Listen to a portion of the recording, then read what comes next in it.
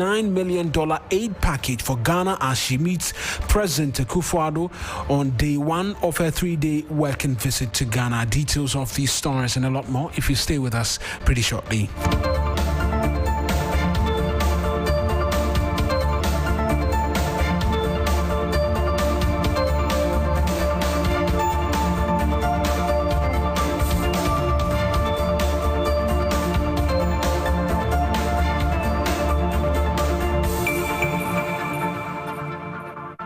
A pleasure that you could be a part of this afternoon's bulletin. We're streaming live on Facebook. Our handles 3FM927 as well as on Twitter. Same handles. Follow, leave a message, and Trustor will do the reading for you. I am Eric Mawina Egbeta. Let's get into the details now, because some members of the minority in Parliament have agreed to consequences they should suffer for breaking ranks and failing to reject the president's ministerial nominees. The troubles of the opposition National Democratic Congress in Parliament appear to be deepening following what has been described largely by experts as a betrayal of the party's position on the president's ministerial nominees.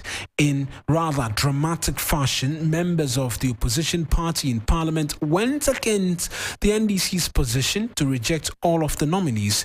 The reaction has been one of displeasure and shock, with former President John Mahama labeling the outcome as disappointing. For Cape Coast South MP Blakk Rasta, the legislators were induced. It was a clear undermining of Honorable Atufosin's leadership. There are some people who don't see the collective interests of what we are trying to achieve as a party. They are more interested in themselves, making money as quick as they can. So what you're saying is that some NDC MPs were bribed, they took money? Absolutely, no doubt. So that's Blakk Rasta. Well, the NDC as a party says it is investigating the development. Sources from within the high echelons of the party have outlined some 7 areas to which they believe the legislators who broke ranks would be identified. Alfredo Kansi has the details.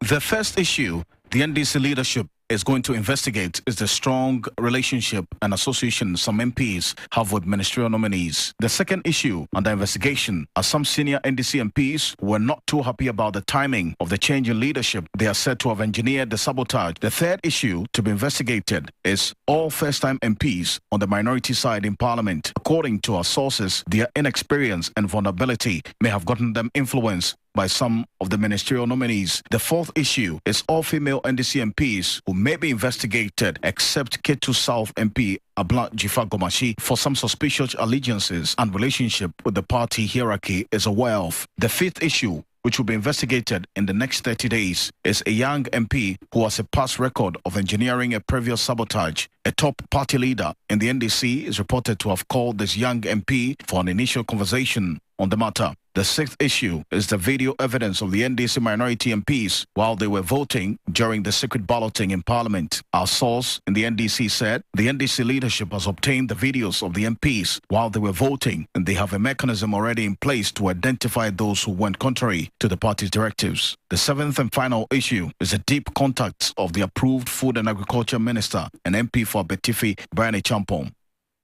So those are the areas to which the NDC says it is investigating. Or the Kolikloto MP, who's the latest to express outrage at the conduct of her colleagues. In a Facebook post, the daughter of the founder of the party, Zanetta Rollins, says she was forced to take evidence of her vote on Friday to protect her integrity. One of the matters which has been captured in the areas of investigations by the party. Well, 3 days after that disappointment to the base of the party, the NDC MPs are calling for a total responsibility and an apology to Ghanaians. Dr. Nawani is an MP. He's been speaking. On Friday night, I did not sleep. The next day in the morning, I missed supper. I couldn't even take supper, breakfast. I couldn't take it because of all that happened. And I'm thinking that as a caucus, we really need to sit down and think of the 1.5 years that is ahead of us. We have a CI coming before us. We have a lot of loans coming before us before we send it to the party and the party endorsed it. It is not a party. The party endorsed it for us. And so, in fact, I agree with anybody. So, from my understanding, you, the minority NDC MPs, agreed to reject these nominees before you took it to the party. Exactly. The party was only supposed to endorse what we have agreed on. And they did that for us. And Ghanaians generally endorsed what we're doing. And so I don't know where the deviation came from. I don't know where the alternative even came from. We don't have to, but we cannot forgive ourselves. That's Dr. Mark Nawani. Let's get on the phone now, get some more on this. Jonathan Asante-Okyere, he is a political analyst with the University of Cape Coast. He's joined us on phone. Many thanks, Mr. Asante-Okyere, for speaking to us. And so become a much bigger problem because from some analysts and from some watchers, there appears to be an easy calm within the quarters of the party in Parliament. Well, I think trying to fish out those who might have orchestrated this or those who went against the party dictate. Well, it is in order, but as to how they intend to go about it, I just don't know. But of course, they will get snippets of information and other people's communication here and there that could lead to some kind of suspicion that is the likelihood that this person might have voted, against the party dictate. Other than that, it will just be some kind of fishnet expedition, and that they're going to create some kind of more problems for the party. But of course, they know those that might have, and I suspect something. Those who took pictures of what of their ballot, I believe that those are some of the people that the party stalwarts thought that they were going to draw a wedge. All right, they were going to betray the party's cause. And so for good reason, they took pictures of that. Though it is something that was not right, but they took pictures because tomorrow they were likely to be part of those who were going to be suspected for having, snitched the party. But I don't know how they're going to go about that. Are they going to call MPs or they're just going to call suspects and ask them few questions? Other than that, I think that the behavior of these MPs will themselves tell in the government or the public space, and they will be punished accordingly by the delegates. Right then, Mr. Asante-Okyere, I appreciate that you could speak to us. You're welcome. That's Jonathan Asante-Okyere. He is a political analyst with the University of Cape Coast. So staying with the NDC, this time on the general board of politics and internal reorganization, because the former president and NDC 2024 flag bearer hopeful John Mahama has faced the vetting committee this afternoon. He's the first among the presidential aspirants to appear before the committee. John Mahama showed up at the party headquarters in the company of his campaign team led by Professor Joshua Alabi, MP for Korle Klottey, Dr. Zanetto Rollins, together with a horde of party supporters. The expectation was that he would outline in clear detail his vision for Ghana, using the NDC as a vehicle in other interventions to whip up the support base. Well, Mr. Mahama, he's rounded up on his vetting and has been speaking to supporters at the party's headquarters. Volta, Bono East, Bono, Ahafo, Western, and then we're going to Central from tomorrow. I want to thank all of them for the rousing welcome they gave us when we came to their constituencies. I just finished the vetting. It's a very powerful team. About 12 members of the vetting committee, made up of several of our members of the Council of Elders, respected party cadres, and it was chaired by the Right Honorable former Speaker, Dua Jaho. I was asked questions about the party, how to strengthen the party, the electoral process. I was asked about Parliament, how to strengthen our group in Parliament. But most of all, I was asked questions about the country and my views for repairing our damaged economy and also improving governance in Ghana. So that's the former president, John Mahama. Blakk Rasta was at the party's headquarters. He joins us on phone with quick details. Kamala, rousing welcome for Mr. Mahama. Walk us through a lot more of what he said in the speech after the vetting. Yes, I can hear you. Marina.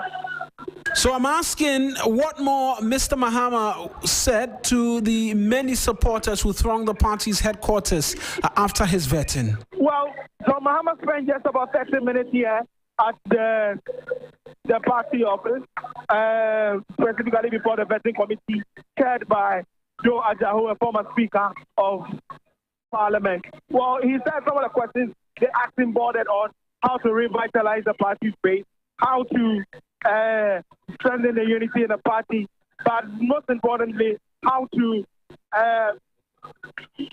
take the economy out of what it is now. It says he believes that he's done creditably well before the committee, and that he's expecting them to he's expecting the committee to pass him. He said he has confidence in the committee that they will give him the full mark and that he will lead them to be able to do so.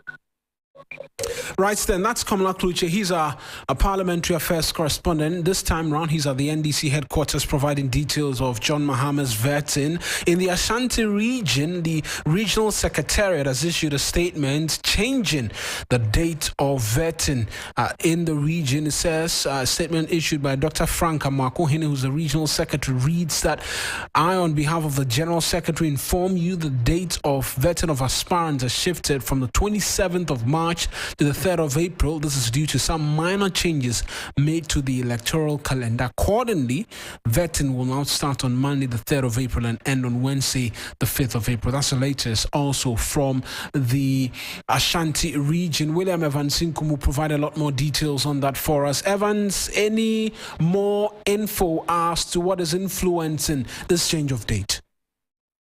Well, so the statement or the letter to the regional executive will not go into details as to why the sudden change of events as far as vetting the region is concerned, only to say that there have been some changes on the electoral calendar, and that has warranted for this particular amendment. So that is what the letter said. But they haven't been able to go into as to what might have informed this particular sudden decision. But a lot has been happening on the party's front. What have been reactions of supporters of the party in the region, particularly to the outcome from Parliament on Friday? Just briefly. Well, so, I mean, if you go to Asmase constituency, which is now the bone of contention, I mean, between the member of parliament for that particular area, Muntaka Mubarak, and Masaudu, who appears to be a very threat to the member of parliament base of continuing to stay in the legislative assembly. It looks like what happened last week, that is the disappointment that saw or which has seen leadership of the party coming out with certain directives as far as voting to confirm or approve 6 ministerial nominees by the president is concerned. Now, what the anti-Muntaka group is doing, especially on Facebook, where they have been heavy, is accusing the member of parliament of being one of those MPs who might have voted against the position of the party, and they are using that strongly against him. But Muntaka and his group, or pro-Muntaka group, are yet to, react to this particular situation. But from the ground, it looks like it is gaining ground, and if they do not react as soon as possible, I mean, from what I gathered from the ground, it's likely to affect its chances, especially at the primary level. Right then, William Evans Sinkum is our bureau chief in northern Ghana, Ashanti region in northern Ghana, providing details for us this afternoon as to a change in date for vetting in the Ashanti region, as well as some nuance as to the development in Parliament from Friday and what it portends for particularly the Asawasi constituency. Away from this, to some more diplomatic conversations now while you're listening to the news here on 3FM 92.7. We're streaming live on Facebook. Our handles 3FM 927. And U.S. Vice President Kamala Harris is expected to announce a $139 million aid package for Ghana for next year as she meets President in coastal West Africa. Daniel Opoku Poku is our reporter at the presidency. We're working the phone lines to get just a bit more from him as to exactly what's been happening there. And what we also know is that Washington will also deploy an advisor to Ghana from its Office of Technical Assistance to help the country improve its debt sustainability and support a competitive, dynamic government debt market. And Kamala Harris says that she hopes that through her visit to the country to strengthen partnership with Ghana with focus on some key areas while expressing the intentions of the U.S. government to invest in Ghana's economy. And like we've been telling you since yesterday, she's on Ghana is part of a 3-nation African tour to deepen relations with the continent. Daniel Opoku is our presidential affairs correspondent. He's joining us with a lot more details on this. Daniel, 139 million aid package. What more do we know is to be discussed between the U.S. Vice President and President Akufo-Addo later today? Right. So they'll also be discussing bilateral ties and cooperation that the U.S. government want to support government. Already you mentioned some amount in excess of $100 million to be financed, to be sponsored by the U.S. government. And also some excess of $100 million also earmarked to deal with conflict within Ghana and the West African sub-region. These are the major highlights that we're expecting the woman to announce today as I speak to you. Currently, journalists have gathered waiting for the press conference to be held. This morning when she walked in, she inspected a guard of honor. Then right after that, she also exchanged pleasantries with the president and Akufo-Addo, the vice president, and other hosts of government ministers. Right after that, they went into a private meeting where I believe they were able to conclude or finalize some of these things that will soon be announced. So currently, we have gathered waiting for the president and Akufo-Addo and also the vice president for them to come and make an announcement as to what they were able to agree on, and also the support by the U.S. government to Ghana. Right then, Danny, many thanks. I'm sure we'll come back to you in the course of the day for a lot more. That's Daniel Opoku, Presidential Affairs Correspondent, providing details for us there.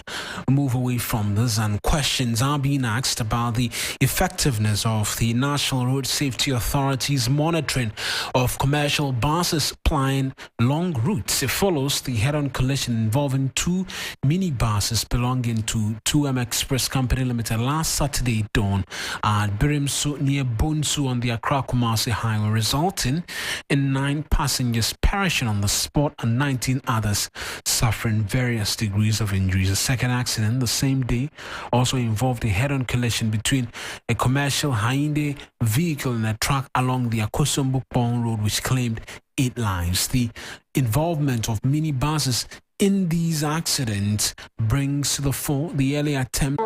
The crashes over the weekend that claimed about 17 lives and injured a lot more. We are privy to. But last year, if we can get into the matters now, we know that the Road Safety Authority had cause to complain about reckless driving and excessive speeding by minibuses. There was supposed to be an engagement between the Road Safety Authority and some of these agencies or transport companies. What has become of that effort? It appears it's all died down. All right, thank you very much. The National Security and other concerned road users wrote to the National Road Safety Authority, and then through our own observation, we have cautioned the mini drivers and their operators about their reckless driving and excessive speeding. And then we called them for a meeting, warning them that we wanted to restrict their movement to a radius of 40 kilometers and within the intercity if they don't curb the excessive driving. And so they all pledged to us and even demonstrated to us through their tracking system they've installed in their various operational offices to track the drivers and to warn them and to regulate their speeding. And so they gave us their word that if something happens after that, we could restrict them. And so we also not wanting to deprive people from their daily bread, then we'll be monitoring. And so if any adverse thing happens, that's where we are going to prevent them from traveling out beyond 40 kilometers. We've not ended